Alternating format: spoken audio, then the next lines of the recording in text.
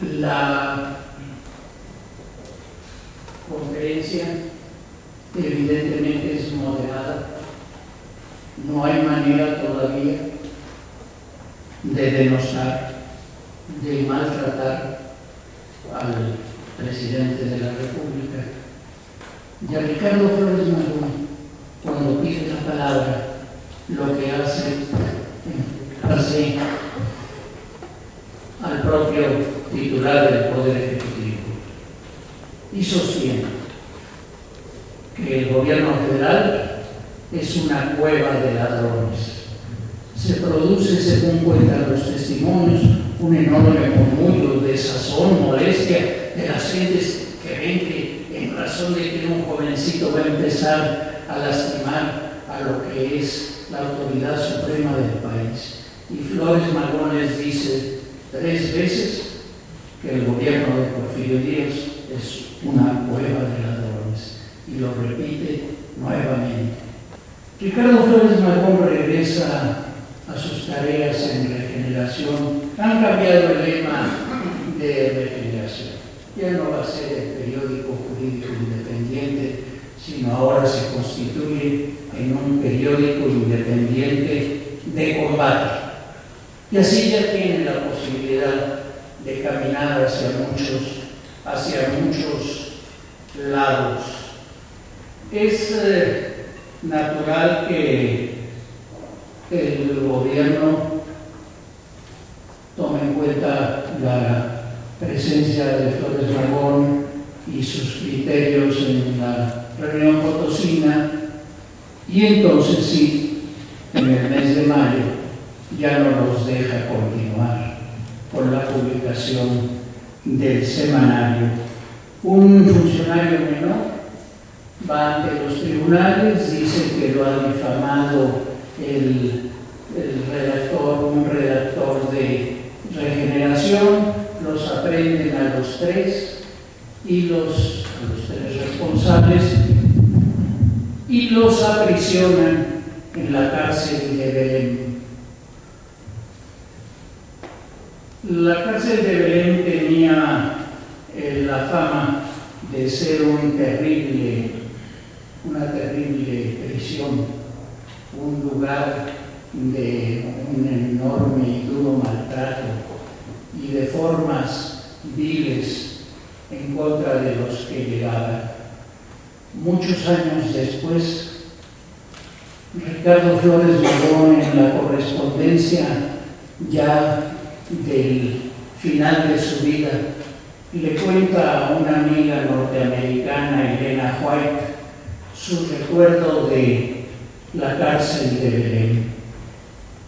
Y dijo así: fui recluido durante varias semanas en un calabozo oscuro, tan oscuro que me era imposible verme las manos. El calabozo tenía como pavimento una capa fangosa de 3 o 4 pulgadas, y las paredes resumaban fluido continuo y espeso. Del techo pendían enormes telarañas, y sentía uno el que iban a caer arañas terribles. Es natural que cuando regresa ya no existe Regeneración. Los soldados, la policía, ha destruido los talleres del semanario, se ha llevado los instrumentos, el linotipo, los tipos para poder formar la edición, y es entonces que tienen los Flores Magón y sobre todo Ricardo, porque Jesús a finales de 1901 decide que esa vida ya no es para él, que él no puede seguir cuando ha concluido la carrera de Derecho, y él quiere ser pues un ortodoxo, el poder irse a esos senderos y a esos caminos tan difíciles como la oposición gubernamental. Y desde entonces a Ricardo, con una serie de compañeros, entre los cuales destaca Antonio Díaz Soto y Gama, Alfonso Traviotto, los hermanos Ruiz y Manuel Sarabia, Librado Rivera y Santiago de la Hoz, alquilan un periódico de oposición que fue perdurable y famoso, El Hijo del Aguizote, cuyo director Daniel Cabrera era tío de un americanísimo revolucionario posterior de Luis Cabrera. Ahora hacen uso de una crítica injusta en contra del presidente de la República, del secretario de la Defensa Nacional de Guerra y Marina, Bernardo Reyes, y de la Segunda Reserva del Ejército, y es entonces que lo aprenden y lo mandan a la cárcel militar de Santiago Tlatelolco, donde ahí tenían la prisión las fuerzas militares. Y pues le pasa lo mismo que en la cárcel de Belén, y a los pocos meses también sale y va a seguir luchando en el Hijo del Aguizote y en el Colmillo Público.